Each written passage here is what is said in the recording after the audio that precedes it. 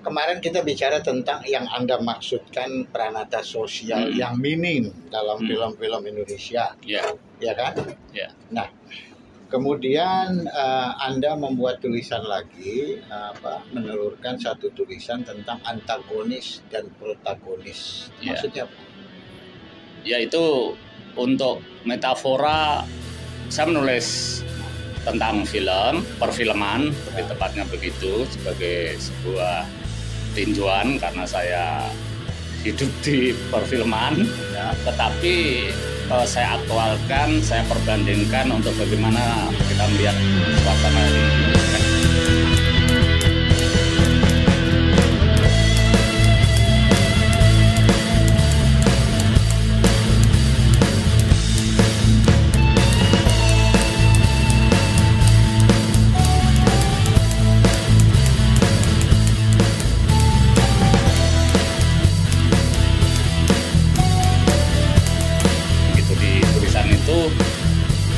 Misalnya gini, ada sebuah kebiasaan gitu ya, ada kan sering nih jadi juri festival film ya, kemarin jadi juri FFPI, itu kan biasa di film kita itu tokoh baik ya, karakter baik yang mendapat penghargaan biasanya best actor atau best actress itu adalah artis-artis yang memerankan tokoh baik gitu kan. Enggak, tapi saya menangkapnya ini enggak ada kaitannya sama film, bahwa ini cuma jadi panjatan Anda sepertinya. Benar. Tapi di sini kan kalau kita bicara antagonis, protagonis, ini kan tentang orang baik, orang jahat. Ya kalau di Hollywood tuh bad guy, good guy kan dalam film-film mereka. Memang ada begitu ya. Nah, memang begitu. Tapi di sini kan di dalam tulisan Anda saya melihat bahwa sebetulnya Anda menjadikan ini panjatan untuk kondisi sosial politik saat ini. Bahwa ada orang-orang yang muncul dengan protagonis, ada yang kemudian dilihat sebagai antagonis. Ya, bagus kalau Anda nangkep itu ya. Tapi sebenarnya yang saya kemukakan itu juga fakta di perfilman, Pak. Jadi penerima Piala Oscar itu kebanyakan tokoh baik, padahal kan seni peran itu sama, ya kan? Ketika itu Joker. Oh iya, makanya pengertian tapi lebih banyak. Gitu. Tapi benar, saya tidak membantah tadi untuk panjatan saya menulis sesuatu. Tetapi satu fakta di perfilman itu kan begitu, yang dapat piala cerita atau kebanyakan yang memainkan gitu ya. Tokoh-tokoh yang baik. Nah itu kan saya gambarkan. Yang jadi panutan. Gitu. Padahal kalau kita bicara kuaek, ya kan. Kita tidak boleh melihat dari tokoh baik atau tokoh buruk, tapi kemampuan orang itu di dalam merefleksikan itu terjadi. Itu ukurannya kan di situ. Tapi itu sah kan dan berlaku kan. Oke. Nah terus tadi kaitannya saya pakai panjatan untuk melihat keadaan ini, karena keadaan ini kan pertarungan, Pak. Pilpres itu kan pertarungan. Ya. Kita tahu sekarang juga masing-masing kandidat, ada 3 kandidat tuh ya. Dengan program-program yang berbeda. Ya, ada yang ini dianggap desa, ini anti desa, ini keberlanjutan, ini. Tapi semuanya satu. Semua dasarnya satu. Ya. Atas nama kemaslahatan masyarakat dan bangsa. Ya, sama tadi. Acting tadi juga atas nama supaya film baik kan gitu kan. Tapi maksud saya menjadi metafora. Ya, semuanya jadi satu. Sama waktu acting di film tuh Anda mau jadi penjahat, mau jadi itu tujuannya adalah supaya film ini bagus kan gitu. Ya, ini sama. Saya memakai metafora itu untuk melihat sekarang ini kan pertarungan pilpres dan masyarakat kita kan mau tidak mau akan terjadi polarisasi atau pertentangan atau persaingan atau pakai istilah apapun lah.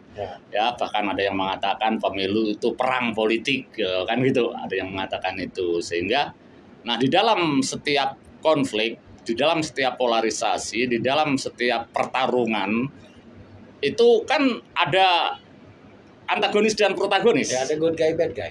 Gitu ya. Itu di situ ya. Nah, begitupun dalam pilpres kita ini, meskipun Anda tadi sudah duluin ya. Kan tujuannya sama-sama baik, iya, tetapi tetap ada. Itu. Nah, lalu saya jadikan cara kita melihat film, menilai film yang meskipun sah, tadi para juri tadi tidak salah memilih itu, tapi itu kan itu terjadi. Nah, bagaimana kalau kita melihat politik hari ini, cara kita ini paham nggak ada antagonis dan protagonis di situ, kira-kira gitu, Pak? Tapi gini, kalau dalam nggak apa-apa, makasih. kalau dalam kehidupan nyata di luar film, ya kan? Ya, dalam politik ini aja lah, dalam musim politik. Bahwa semua orang kan tidak ingin jadi antagonis. Bukan. Pencitraan itu kan mereka berusaha untuk semuanya menjadi protagonis. Kan? Ya. Iya kan? Iya. Di situ kan bedanya antara film dengan kenyataan hidup kan gitu.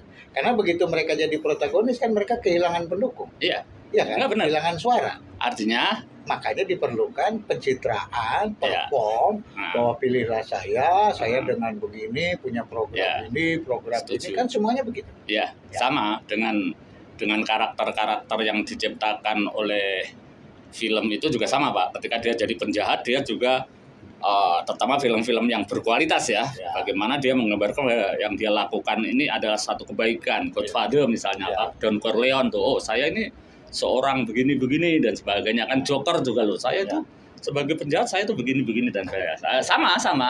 Tapi yang ingin saya gambarkan dalam itu adalah cara kita melihat, cara penonton melihat, bukan si orang itu.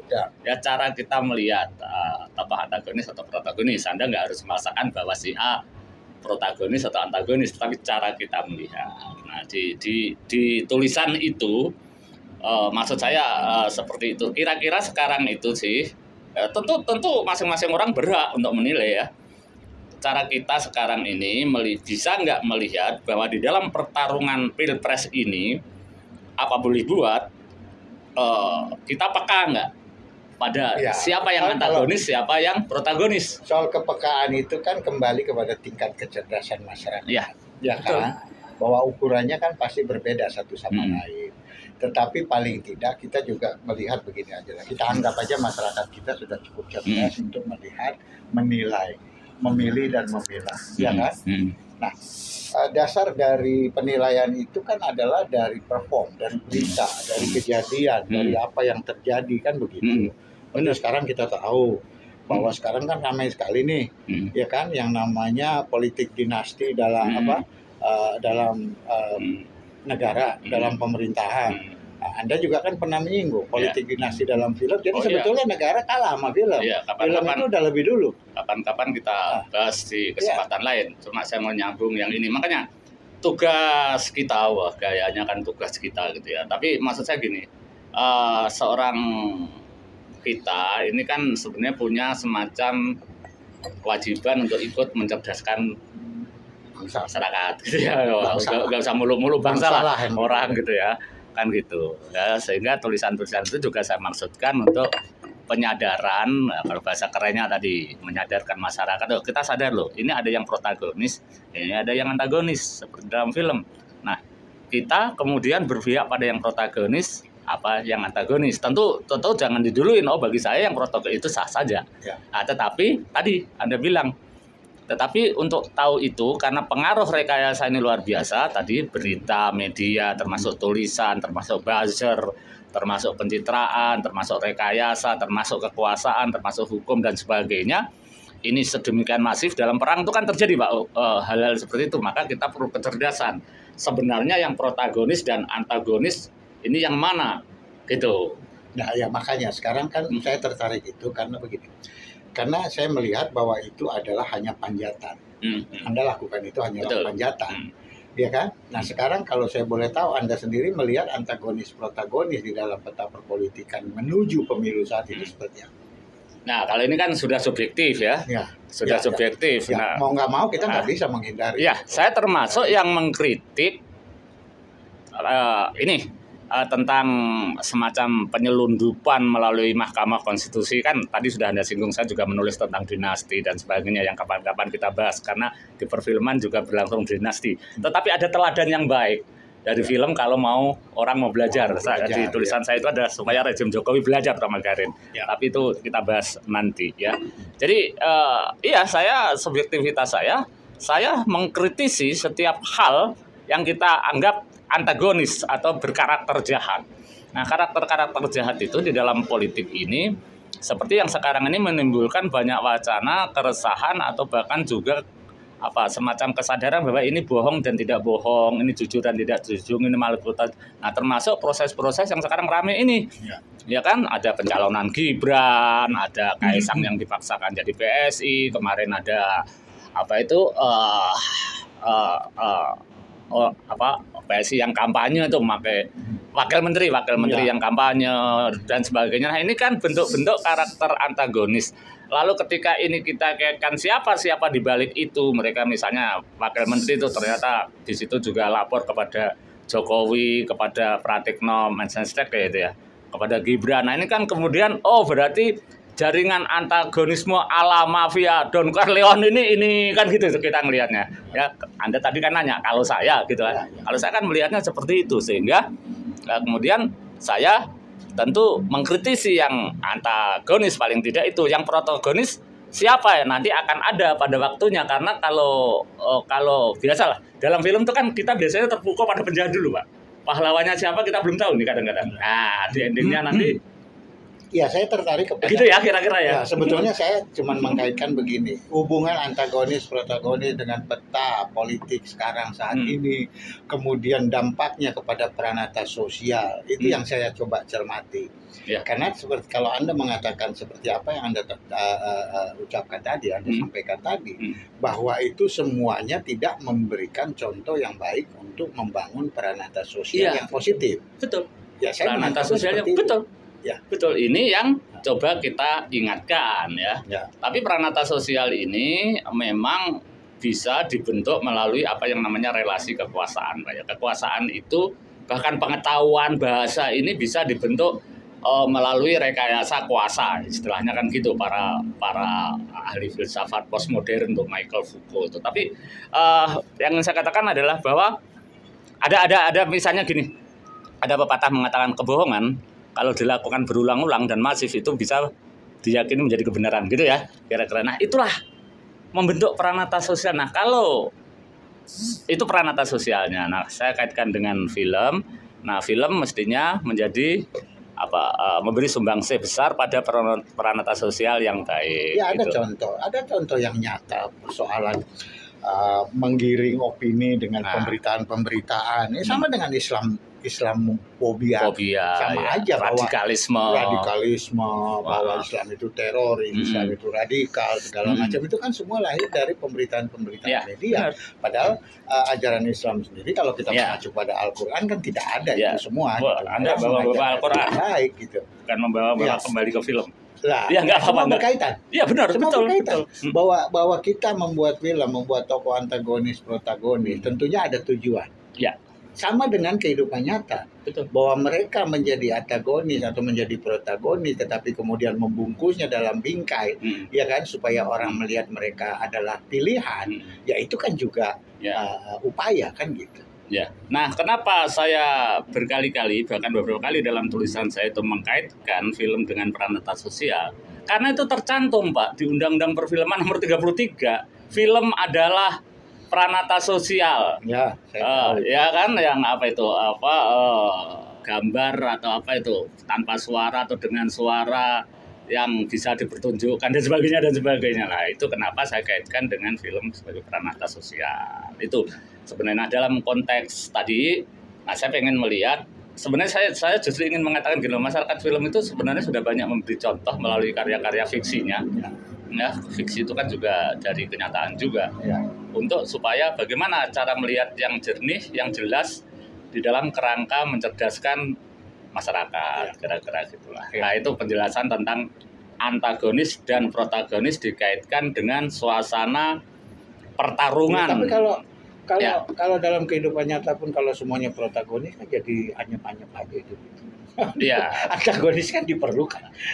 Oh iya. Diperlukan untuk membangun sebuah struktur dramatik sehingga cerita itu menjadi menarik, cerita itu menjadi memikat, orang jadi mengikuti, kan sama aja di kondisi politik sekarang juga sama aja. Enggak benar. Iya kan? Enggak, itu tadi benar. Jadi saya pernah meresensi film atau mengkritik film. Jadi kalau nggak salah Silence of the Lamb itu ya. Silence of the Lamb. Nah, itu kejahatan itu misteri. Kejahatan itu tidak bisa begitu saja diteorikan akan hapus selamanya. Sama dengan kita bicara ya antagonisme itu akan ada, tetapi kewajiban kita adalah kalau Anda tadi kan nyebut agama amar ma'ruf nahi munkar kan gitu. Justru kalau nggak ada kejahatan di dunia ini, nggak ada itu ayat amar ma'ruf nahi munkar. Dia akan selalu ada. Cuma kita apalagi kita kan Cuma katanya, saya perlu penjelasan Anda tentang antagonis di dalam kehidupan berpolitik kita ini. Kan nggak mungkin mereka muncul dan diketahui dan dilihat, dikenal sebagai orang yang berperan antagonis. Benar. Nah ini Anda melihatnya seperti apa? Ya makanya kita harus cerdas. Kita harus ngerti, kita harus jangan mudah terpengaruh ini mengatakan tidak antagonis, bukan hanya protagonis. Ini tidak antagonis karena bagi-bagi sembako, karena ngasih duit, karena pragmatisme yang kemarin saya sebut-sebut itu. Kita harus kritis ya, sehingga kita tahu orang ini kira-kira atau tokoh ini atau kelompok ini sebenarnya antagonis atau protagonis. Benar ada, semua orang pasti akan mencitrakan dirinya sebagai protagonis. Ya. Nah, tetapi kalau kita salah menyerahkan piala Oscar pakai analogi film kan gitu. Nah, kita kan ikut gimana? Ya, gitu kira-kira.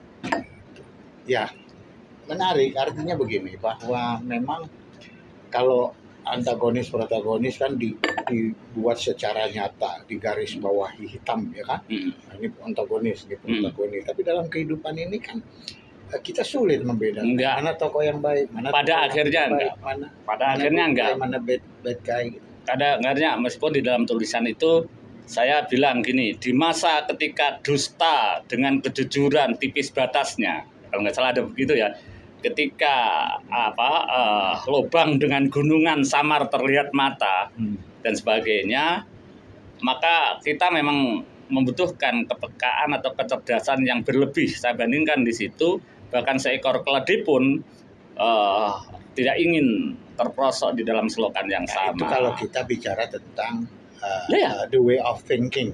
Tapi kalau the way of needs ini orang ini kan kadang-kadang butuh kehidupan, jaminan kehidupan. Iya, itu yang kita kritik. Ini yang menjadi persoalan kan. Itu yang kita kritik sebagai pragmatisme. Dan memang justru itu kritik saya yang terjadi karena suasananya kan itu. Tapi itu suasana yang yang terjadi dan harus kita kritisin. Kan ada juga Pak ajaran yang kira-kira bunyinya begini, kalau Anda melihat satu kemungkaran, lakukanlah atau satu perbuatan.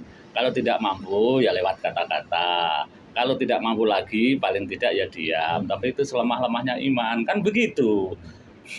Gitu ya. Kalau itu saya kaitkan begini. Saya juga pernah baca, jangan pernah berhenti berbuat baik. Walau perbuatan baik Anda juga belum tentu dilihat baik. Ya, kan ada lagi pepatah begini. Ada lagi. Jadi kalau ada orang bertolak pinggang, lalu Anda menyembah-nyembah, itu namanya biadab. Kok bisa? Loh iya, ini pepatah kok. Kalau nggak salah Khalil Gibran atau siapa yang ngomongnya. Kalau dia bertolak pinggang dan kita tunduk, itu namanya jumud atau itu. Tapi kalau dia bertolak pinggang dan kita bertolak pinggang, maka itu namanya sedekah, beramal. Oh gitu. Jadi kalau ada orang dolim atau kalau ada suasana dolim atau kalau ada suasana itu lalu kita diam saja, itu namanya jumud ya. Kalau dia dolim kita menyembah-nyembah, maka itu namanya biadab, gitu kira-kira lah. Ya. Tapi kalau kita dolim lalu kita balas dengan sikap dolim juga, gitu ya. Tapi sebenarnya bukan dolim, tapi bertolak pinggang tadi, maka itulah sedekah kita, amal kita. Artinya apa yang Anda sampaikan melalui pepatah tadi, tinggal kita memilih, memilih. Kalau kita menghadapi hal-hal seperti itu, pilihan kita. Nah, betul. Jadi hidup kan memang pilihan. Gitu ya, Bung Adi. Nah, nanti kita bahas yang tadi itu Yang lain lah ya, gitu.